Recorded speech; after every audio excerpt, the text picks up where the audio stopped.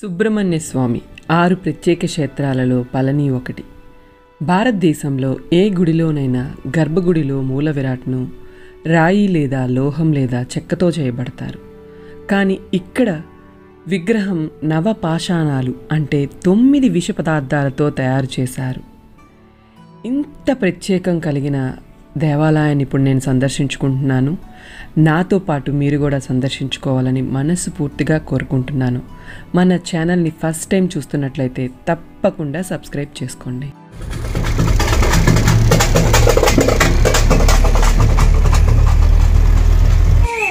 అందరికీ నమస్కారం. ఈరోజు మనం కోయంబత్తూరు నుంచి పళని వెళ్తున్నాము. మా జర్నీ అంతా వీడియో రికార్డ్ చేస్తున్నాము. మీరు మొత్తం వీడియోని చూసి సపోర్ట్ చేయాలని కోరుకుంటున్నాను. బాయ్.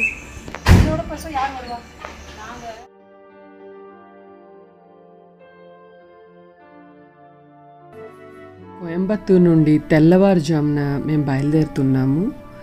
ఇక్కడి నుంచి 114 కిలోమీటర్ల దూరంలో మనకి ఈ పళని క్షేత్రం ఉంటుంది. మనమైతే పళనిని చేరుకున్నాము. ఎదురుగా చూస్తున్నారు కదా కొండ, అక్కడ ఉంటుంది దేవాలయం. ఇప్పుడు మనం అక్కడికి వెళ్ళాలి.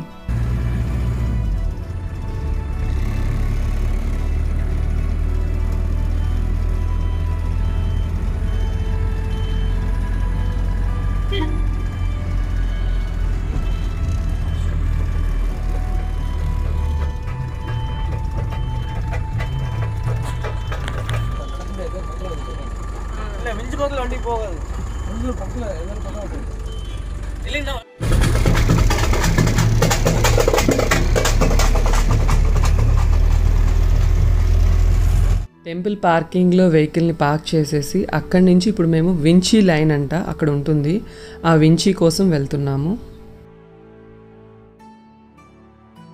టెంపుల్ వించికి వెళ్ళే రూట్లో చూస్తున్నారా భక్తులు ఎంతమంది ఉన్నారో. మేము వెళ్ళేటప్పటికే 6:30. ఆ టైంలోనే ఇంతమంది భక్తులతో ఉంది అంటే టెంపుల్ ఎంత రష్గా ఉంటుందో చూడండి.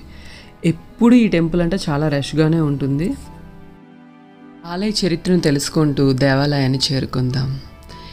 ఈ దేవాలయంలోని స్వామివారిని నవపాశాలు అంటే 9 విష పదార్థాలతో తయారు చేశారంట.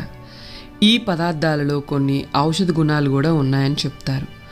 స్వామివారి విగ్రహం తొడభాగం నుండి విభూదిని తీసి భక్తులకి ఇచ్చేవారంట. ముఖ్యంగా కుష్ఠరోగులు ఈ విభూదిని ప్రసాదంగా తీసుకోవటం వల్ల, విభూదిని రాసుకోవటం వల్ల కుష్ఠరోగం నయమయ్యేదని చెప్తున్నారు. అలా విభూదిని తీసి ఆ విగ్రహం అరిగిపోవటం విషయం గమనించి ఇది ఇలాగే కొనసాగితే విగ్రహం నశించిపోతుందని పెద్దలు విగ్రహం నుండి విభూదిని తీయటం మానివేశారంట.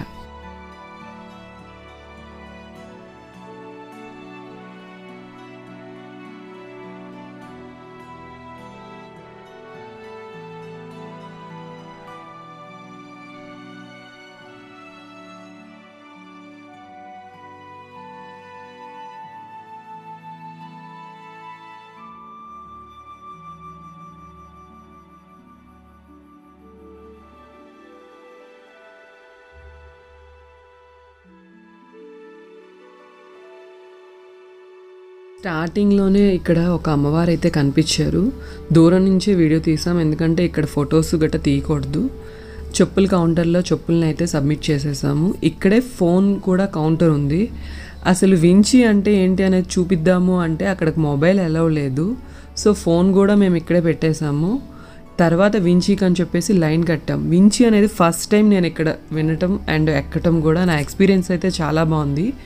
కొండ ఎలా ఉంటుంది, స్లోప్గా ఉంటుంది. ఆ స్లోప్ పైకి ఒక చిన్న ట్రైన్ లాగా 60 మెంబర్స్ వరకు ఎక్కుతున్నారు. భలే అనిపించింది ఆ ఎక్స్పీరియన్స్ అయితే. వీడియో తీయడం నాకు అవ్వలేదు. మార్నింగ్ 6 నుంచి ఈవినింగ్ 7:30 వరకు ఉంటుంది ఈ ఫెసిలిటీస్ పళనిలో. ఎప్పుడైనా పళని వెళ్తే వించి ట్రై చేయండి.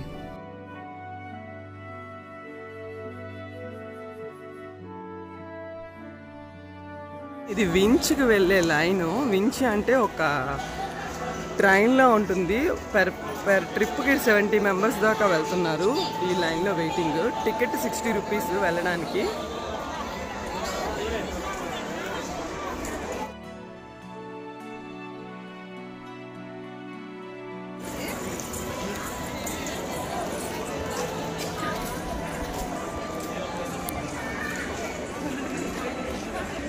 ఇలా నడవలేని వాళ్ళు రోప్ కార్కి వెళ్ళడానికి వరకు వీళ్ళు ఇలా తీసుకెళ్తారు. చూస్తున్నారు కదా, ఇక్కడ టాయ్స్ అమ్ముతున్నారు.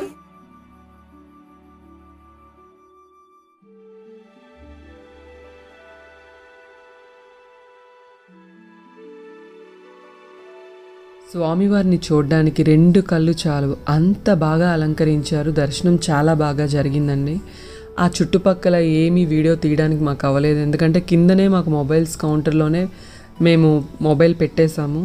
అండ్ పైకైతే ఎవ్వరి చేతుల్లోని మొబైల్ అయితే లేదు. మెయిన్ ఈ టెంపుల్కి వస్తే మాత్రం మొబైల్ అనేది కిందనే వదిలేసి వెళ్ళాలి. హాయ్ ఫ్రెండ్స్, ముఖ్యంగా పళని వస్తే మొబైల్స్ అయితే టెంపుల్లోకి అలౌ చేయరు. కింద కౌంటర్ ఉంది, కౌంటర్లోనే మన మొబైల్స్ని తీసేసుకుంటారు. సో ఎంత వీడియో తీసుకోవాలన్నా ఈ పరిసరాల్లోనే తీసుకోవాలి. మనం 3 వేస్గా వెళ్ళచ్చు. స్టెప్స్ ద్వారా వెళ్ళచ్చు, వించి ద్వారా వెళ్ళచ్చు, రోప్ కార్ ద్వారా వెళ్ళచ్చు. అయితే మేము వించి ద్వారా వెళ్తున్నాము. పెర్ పర్సన్కి 60 రూపీస్ టికెట్ తీసుకున్నారు. ఆల్మోస్ట్ 1.5 అవర్ మేము లైన్లో వెయిట్ చేశాకే ఆ వించిలో వెళ్ళాం. ఒక ట్రిప్కి వించిలో 60 మెంబర్స్ వెళ్తున్నారు.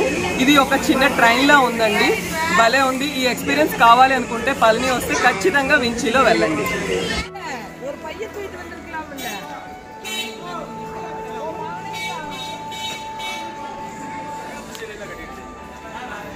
పద. యాక్చువల్గా వచ్చేటప్పుడు టెంపుల్కి ఫోన్ వెళ్ళదు అని తెలియదు, అందుకనే వీడియో తీయలేదు. ఇప్పుడు తీస్తున్నాను నేను వీడియో.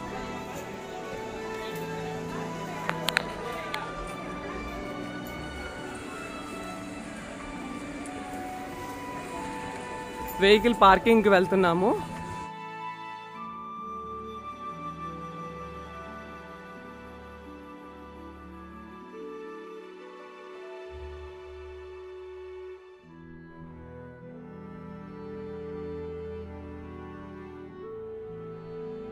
ఇప్పుడు చూస్తుంది పళని పార్కింగ్. మనం మార్నింగ్ బయలుదేరి వచ్చాం కదా, ఆల్మోస్ట్ 3:30కి కోయంబత్తూర్ నుంచి స్టార్ట్ అయ్యాం.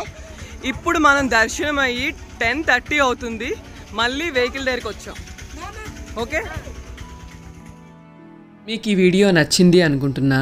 నచ్చినట్లయితే లైక్ చేయండి, షేర్ చేయండి. ఫస్ట్ టైం మన ఛానల్ని చూస్తున్నట్లయితే తప్పకుండా సబ్స్క్రైబ్ చేసుకోండి. ఈ వీడియోపై మీకు ఎలాంటి ఇన్ఫర్మేషన్ కావాలి అన్నా నాకు కమెంట్ సెక్షన్లో తెలియజేయండి. నేను మీకు సమాధానాన్ని తెలియపరుస్తాను. మరిన్ని మంచి మంచి ఆలయ విశేషాలతో మళ్ళీ కలుద్దాం. నమస్కారం.